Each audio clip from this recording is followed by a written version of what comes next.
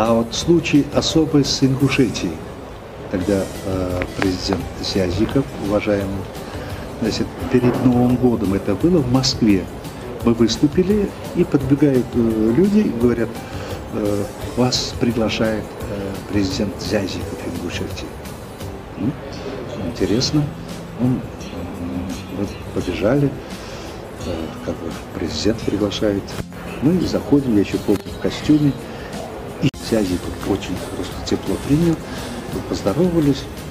И говорит, вы знаете, я совсем недавно своим указом издал указ о награждении вас народного артиста Ингушетии.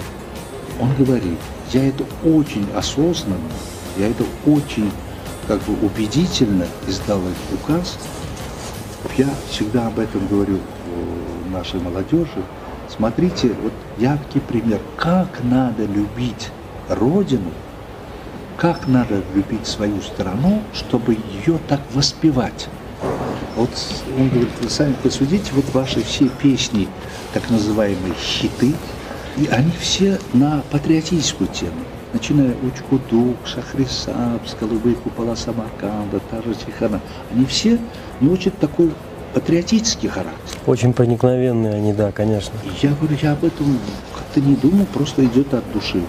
В целях то, что наша молодежь что-то позаимствует, поэтому я вот эту премию, эту награду, это звание я вручаю. Ну, одно из запоминающих, конечно,